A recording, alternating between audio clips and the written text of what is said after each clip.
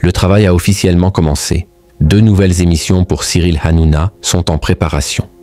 Le trublion du PAF va bientôt retourner dans le petit écran de millions de Français. Le projet de Cyril Hanouna pour septembre chez M6 devient plus concret. La collaboration se passe très bien avec l'animateur star, un joueur d'équipe, ont assuré ses dirigeants à des représentants des journalistes qui restent sur leur garde. Les présidents des sociétés de journalistes de RTL et M6 avaient demandé cette rencontre au plus haut niveau, inquiets de déclarations souvent vindicatives et parfois méprisantes, à l'égard de leur groupe par Cyril Hanouna.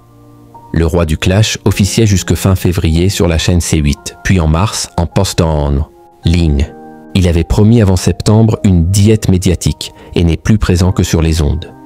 Le travail a officiellement commencé autour de ces 2 futures émissions quotidiennes de divertissement.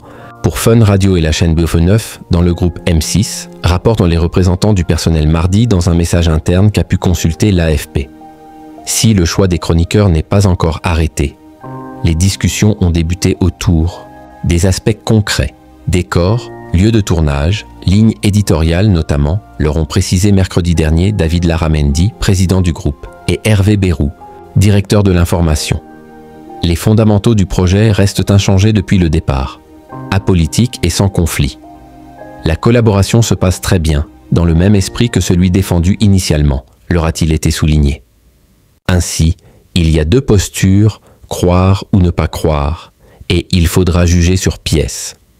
Cyril Hanouna a une volonté affirmée de changer de discours, et l'animateur s'affiche aujourd'hui clairement comme un joueur d'équipe, estiment ainsi David Larramendi et Hervé Bérou selon ses propos rapportés. Son recrutement constitue une opportunité stratégique majeure malgré les critiques externes, notamment de TF1 ou des partisans de Bolloré dont il s'est séparé. Est-il ajouté? Des garde-fous sont en place, contractualisés, mais confidentiels, et des outils de protection sont prévus pour encadrer le projet, qui a vocation à générer de l'audience, ont-ils insisté. Sous haute surveillance, les journalistes du groupe M6 s'étaient prononcés fin janvier à une vaste majorité contre son arrivée, puis ont dit leur vigilance. Figure de la chaîne, Karine Le Marchand a dit aussi rester vigilante, après avoir menacé de quitter le groupe. Début mars, Cyril Hanouna s'est déjà fait recadrer par son futur employeur après avoir égratigné un de ses animateurs vedettes, Bruno Guillon. Ils m'ont supplié pour que j'aille sur Fun Radio, pour avoir quelqu'un qui porte un peu la station. Il n'a qu'à partir Bruno Guillon, avait-il lancé. Fin mars, lors du festival Sérismania à Lille, M. Larramendi avait assuré avoir toute confiance en Cyril Hanouna, un talent comme il n'en existe quasiment plus en télé. C'est une personne qui parle à tous les publics, avait expliqué le patron, qui refuse de faire de la télé, un quant à soi qui ne parle plus à certaines catégories de population. Dans le passé, il y a eu des dérapages, des choses pour lesquelles nous sommes en désaccord total, et on le lui a dit, avait-il ajouté. Les écarts de l'animateur ont valu un total de 7,6 millions d'euros d'amende à C8.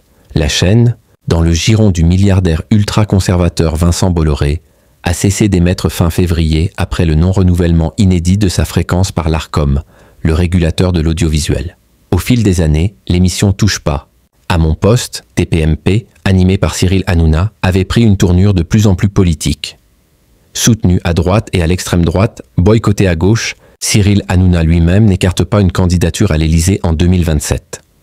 Selon un sondage Toluna Harris Interactive sur les outsiders potentiels publié lundi par l'Opinion, 11% des Français indiquent qu'ils pourraient voter pour lui si l'élection présidentielle avait lieu dimanche prochain. Ma grande fierté est d'être devant Clémence Guettet, de LFI, crédité d'un score de 9%, a taclé lundi Cyril Hanouna sur Europe 1, où il présente une émission les après-midi, jusque fin juin.